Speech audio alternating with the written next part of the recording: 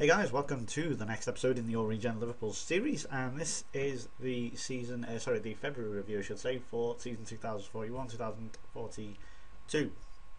As you can see, the draws have stopped, and we are way ahead. Well, not way ahead, but we are 5 points clear of Tottenham and 8 points clear of Man City in third. So that's a really good sign. However, worryingly, we have conceded more now already than we have done in the last season, which is a bit mad.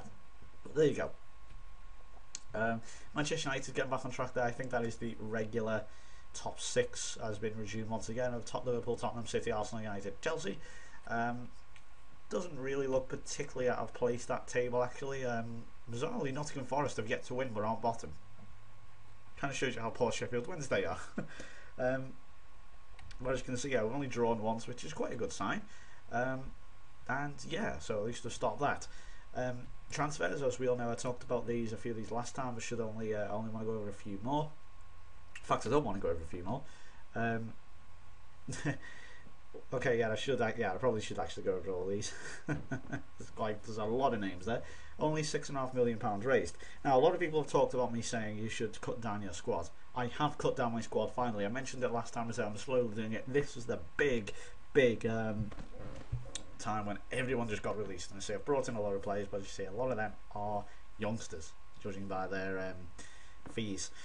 So Kone's gone and Malone's gone. We all know them too. They've been good servants, but unfortunately they have to move on. Jürgen retired.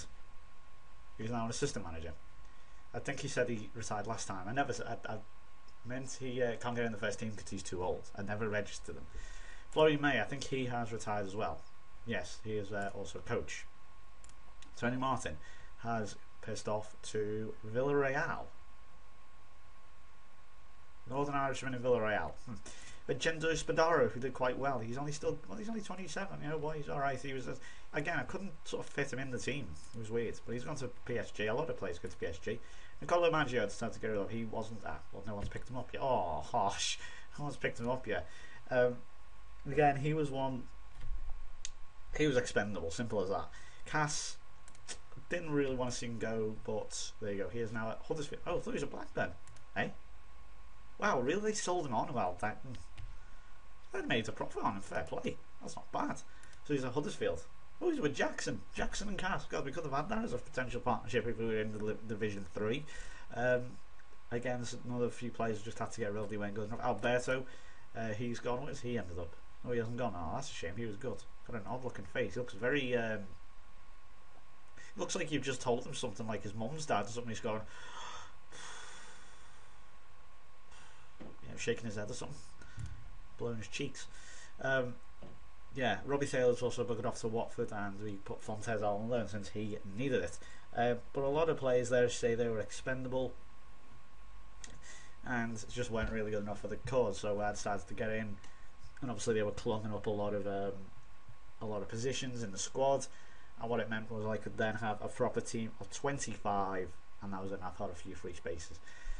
Although we'll fondly remember these, of course, Cass will be fondly remembered for the 5 goals he scored on his debut against Oxford. Still, I'll never ever forget that. Alberto scored one of the best goals I've ever seen. And FM, he chested it down and sort of bent it over the goalkeeper. I think he came second in like goal of the season or something, so that was really good. Spadaro was really good. Of course, Shug has retired now, so that's the thing. But anyway, moving on. Talked about a few of these youngsters. Jesus is now with us. I talked about this guy yet though. These are new ones. This is Ramon. He's a CM. I think he has 4-star potential. No, he has 3-star potential. Oh, okay. He looked quite good. 2.3 million from Barca. He's from Barca. Why the hell not? Then we have these are the proper players who will be taking the place. We have a brand new left back. This was Dougie Harrop. He's Canadian. Yes, again with the Canadians. He's from Huddersfield, as I say. Signed him for $6 million. He's done okay so far in the team. He's pretty good. He's got a decent age, and I think he could potentially be useful.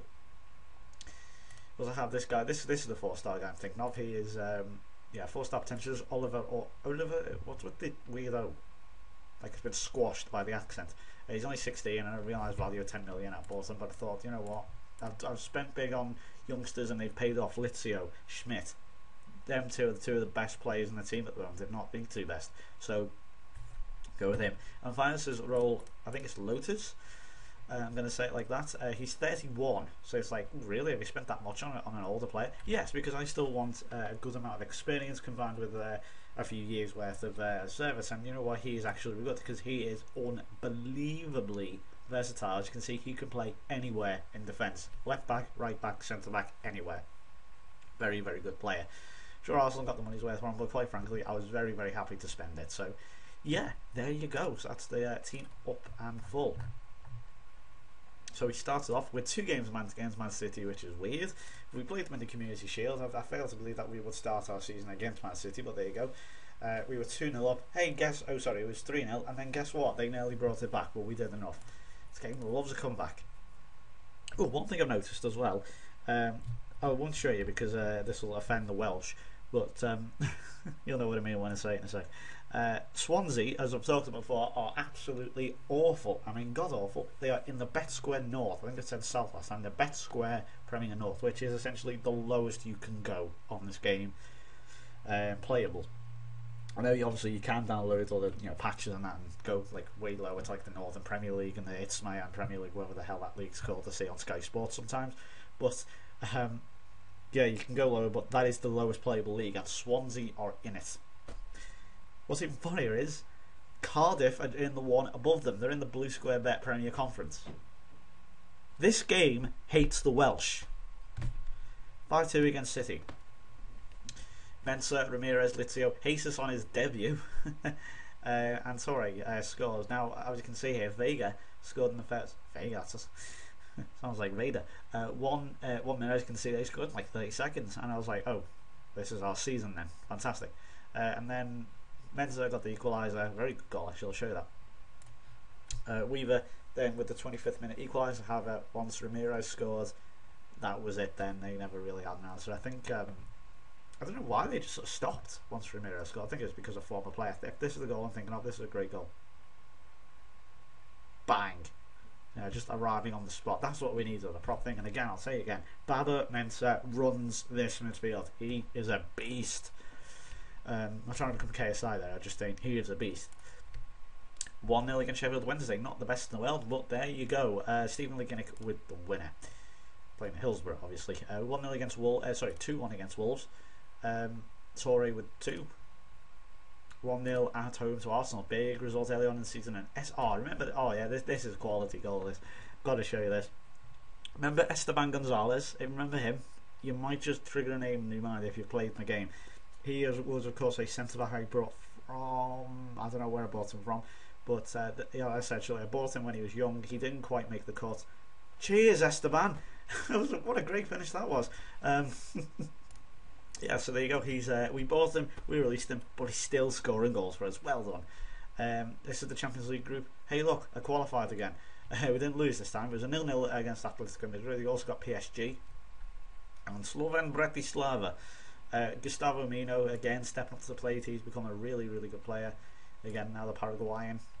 And Victor again, who is again very, very good. Torre with 2 against PSG, 2 against Slovan Bratislava, as I said before. 3-0 against PSG, who aren't quite the monsters they are right now. Are they still rich? Yeah, they're still rich. I don't know, blame the game. And then we had this final, and then we had the last couple of games. We already qualified, as you can see if you work it out.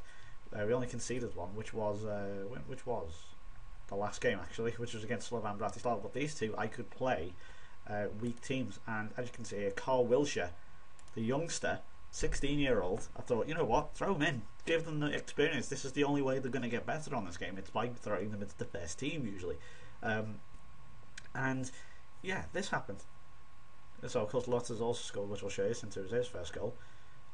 There you go, bang. Now you may recognise who a few of them players are, you might not. I'll show you Lottes as well. Lottes, I'm gonna say Lottes, if that's how you say it. Good finish, because I like to use a Dutch accent. I think it's great. Here's the formation here. As you can see, a lot of young players. Played Carlini there. Groppi, who is also coming through. He is a young Italian centre back. I'm not sure he's going to be good enough because look at them stats. It's not bright blue enough for me, but he's only 20. I am willing to give him a go. Some other records played. He is a beast. He just come into this team and been astonishingly good. Bang, straight away. First team, left back, no problem. Very good player. Ferret and Payne. Now Dan Payne, this guy, he came through my academy. Look at his face. I think I may have highlighted him before. He looks like an angry Trevor Sadler. I don't know about you. I don't know if it's just sort of generic, sort of English Caribbean look. You know, because Sadler was, of course, half English, half St. Lucian in the Caribbean. This guy, unfortunately, is just straight up English from Chorley. What could be the next Danny Murphy? What a crap thing that is. But 3 stars. 3 stars. My academy is pretty decent. I think that, you know, he has good potential. So yeah, I'm going to keep him there.